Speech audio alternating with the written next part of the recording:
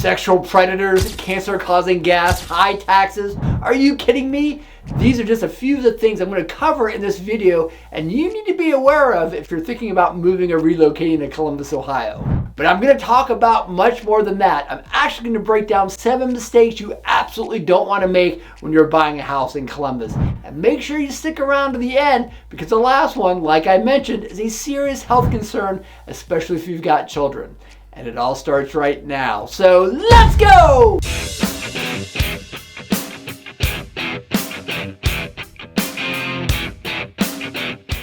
If you're new to my channel, my name is Mark Van Stein, and I'm a realtor with RE/MAX Premier Choice here in Columbus, Ohio. My goal is to give you, the viewer, a really good understanding on what it's like to live here. So let's break down these 7 things you need to avoid. Number 1 is sexual predators. Ohio is what we call a buyer beware state, so it's up to you to do your due diligence as a consumer to make sure that the house you're buying doesn't have a sexual predator living next door. And let me tell you, there are a lot of them out there. It can be a little bit scary when you're looking it up on a map. When I work with a buyer, especially if they have children, it's one of the first things that I recommend looking up. Luckily, all the sex offenders in Columbus, Ohio are listed on the county sheriff's sites. You can go to Delaware County or the Franklin County Sheriff's sites to look up the information. Delaware and Franklin County are the 2 largest counties that make up Columbus. So you plug in an address and it will show you exactly where these criminals live. You know what I'll actually do? I'll throw the 2 sheriff's links in the description down below for you. Unfortunately, this is just something that gets overlooked by inexperienced realtors. And the buyers don't end up learning about their sketchy neighbors until they've moved in and it's too late. So when you identify a house or condo you're interested in buying, do this first. Before I go any further, let me properly introduce myself. My name is Mark Van Stein. I'm a realtor with RE/MAX Premier Choice here in Columbus, Ohio. And for the last 20 plus years, I've been helping people buy homes and relocate to Central Ohio. I'm actually a 3rd generation realtor. My family co-owns our brokerage. If you're moving or relocating to Columbus and feel like you need some professional help, give me a call. Finding an experienced agent to assist you in your home purchase to make sure you make a good investment is more important than ever. So give me a call, shoot me a text, send me an email, however you want to reach out, I'm happy to help. Number 2 is property taxes. In Columbus, Ohio, we have very high property taxes that can eat up a significant part of that monthly payment. When you get out into the suburbs, it can be thousands of dollars a month just in property taxes.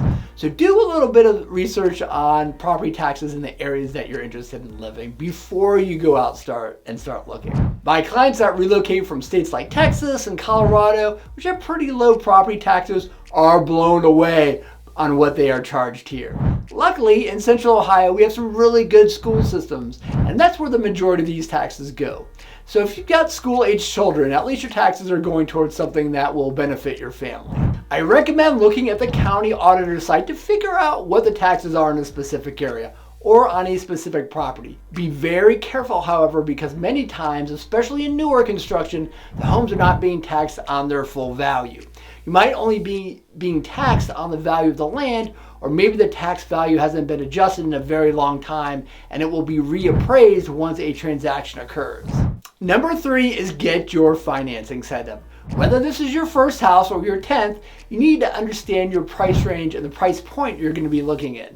If you're paying cash, which was about 20% of transactions last year in Columbus, well, congratulations, you can skip this part. But if you're like everyone else and getting a financing or getting a loan, use my formula. Instead of going to a lender and finding out how much you can get pre-approved for, figure out what is a comfortable monthly payment for you all in, and then work that backwards. For instance, let's say you're okay with $3,500 a month all in payment.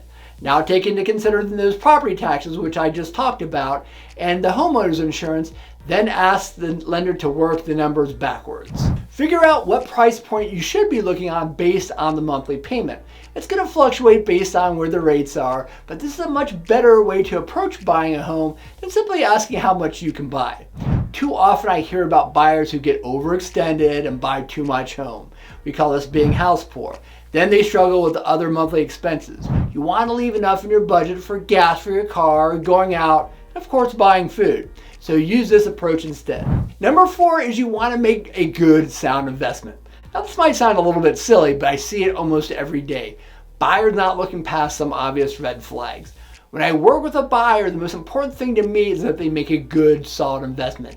Buying a home is the largest asset that most people are going to make in their lifetimes, and you have to approach it as such. Yes, it's a home. You want to like it or love it, but it's an investment as well. And that's how I approach buying with my clients. We break down and analyze areas and neighborhoods to give them the best possibility of making a good, solid investment that's going to appreciate well over time. I often spend a lot of my time talking people out of buying houses because I don't think they're going to be a good investment down the road. Listen, I've got a conscience. I have to sleep at night. I couldn't do that selling a bad home to a client. My rule of thumb is if I wouldn't buy it and live there, I'm not going to sell it to somebody else. So make sure you work with a realtor who's really going to protect your best interest and just not try to sell you something. Number 5 is removing contingencies from the purchase contract. This has been a real problem for the last 24 months or so while the market's been really red hot. It's something that I absolutely recommend you do not do. There's just way too much risk in buying a home, and it's such a huge investment to purchase it and waive these due diligence clauses. You want to make sure you do your due diligence. Like I mentioned earlier in the video, Ohio is a buyer beware state. You have to protect your own interest. Yes, the real estate market is competitive here and probably going to remain that way in 2025, but you really need to understand what you're buying. Number 6 is understanding the timelines and contingencies in the purchase contract. This goes along with number 5. When I start working with a buyer, the first thing we do is we sit down and go through the purchase contract in detail. I want all my buyers to understand exactly what this entails, the contingencies, the timelines, everything. And sometimes I get a little pushback from experienced buyers or attorneys who tell me this is not their first rodeo, and I get that. If you've bought or sold several houses over your lifetime, there are a lot of similarities. But you have to remember that real estate laws are different in every state, and every city has different customs. It's my goal to give my buyers a complete understanding of what they're getting into. A good example is we do title and closings completely different in Columbus than they do in Cleveland. Title costs are different as well. So make sure before you go out looking, you understand what the purchase contract looks like, what your costs are going to be, and talk through all of your timelines. Lastly is Radon Gas, which I mentioned in the introduction. If you're not familiar with radon, do a quick Google search of it because it's a big issue here in Central Ohio. Radon's a carcinogen, which is very prevalent in our region, and is actually the 3rd leading cause of lung cancer. Radon is caused by the breakdown of shale and slate, and Central Ohio sits in this huge river valley.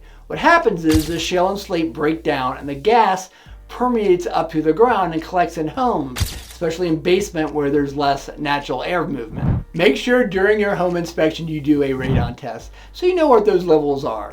The tests are around $125 to $150. What they do is they drop a test in the home and pick it up 48 hours later.